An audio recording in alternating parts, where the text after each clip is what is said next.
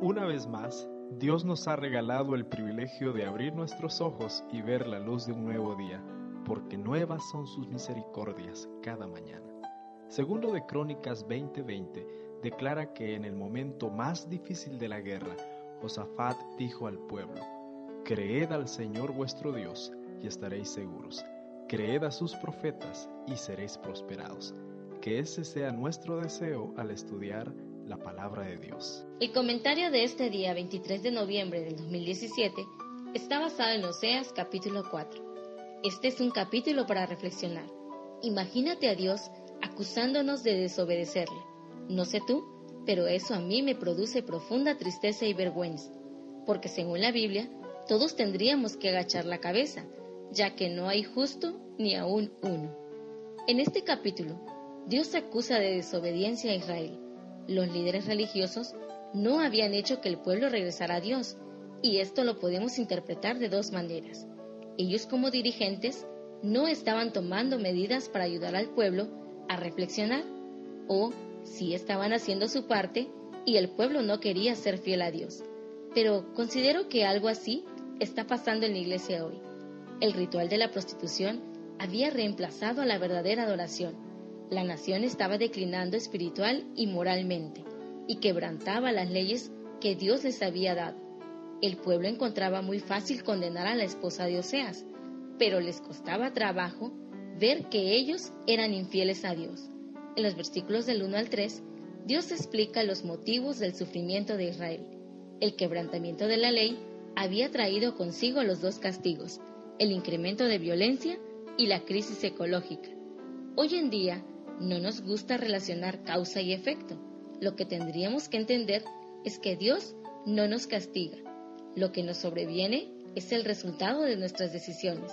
La pregunta que debemos hacernos es: ¿he cometido algún pecado o he hecho algo irresponsable que pueda haber ocasionado mi sufrimiento?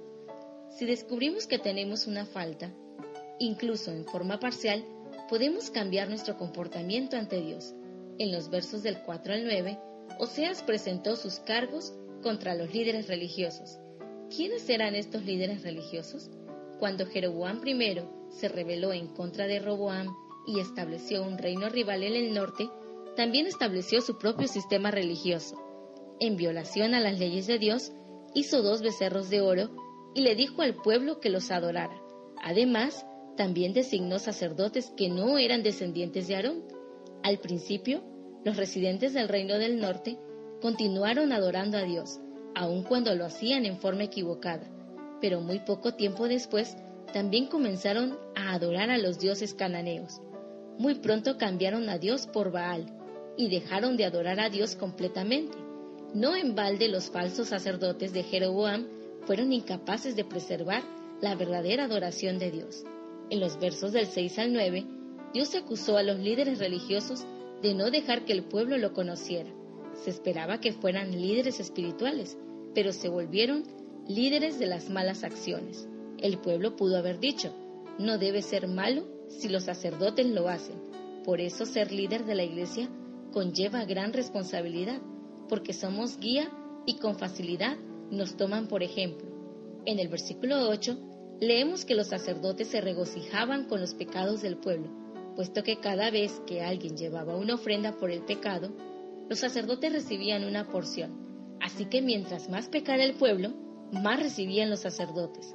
En los versos del 10 al 12, los principales dioses cananeos, Baal y Astoret, representaban el poder de la fertilidad y la reproducción sexual, por lo que no es de sorprenderse que en su adoración incluyeran prácticas sexuales viles.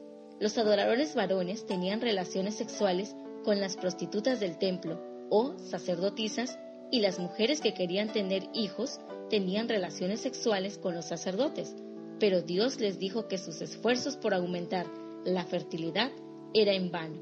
En el versículo 15, Dios envió una advertencia a Judá para que sus sacerdotes no se volvieran como los de Israel.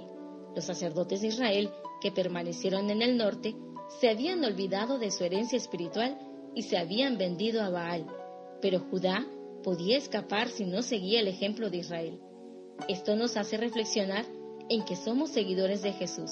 Es Él quien nos inspira para ser mejores cada día, pues cuando vemos a los hermanos como ejemplo, a menudo nos decepcionamos y nuestra fe se tambalea. En los versos del 17 al 19, a Israel se le llama Efraín, porque Efraín era la más poderosa de las 10 tribus del norte, así como al reino del sur se le llamaba Judá, que era también la tribu más poderosa. Efraín fue dado a los ídolos, se corrompió, fornicó, amaron la vergüenza. Te invito a reflexionar en estas 3 lecciones. 1. Necesitamos meditar en cómo estamos conduciendo nuestra vida y cuán alejados estamos de Dios. 2. Debemos mantener nuestra mirada en Jesús, nuestro mejor ejemplo. 3. Si no retomamos el camino, el fin será vergonzoso.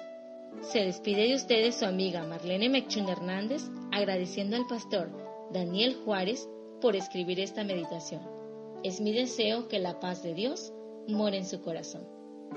Este programa Señor Transfórmame es cortesía del Sistema Educativo Adventista Plantel 5 de Mayo, Tuxtla Gutiérrez, Chiapas, Departamento de Capellanía. Queremos agradecer a todos los que nos escuchan y a la vez invitarles a compartir con otros esta bendición.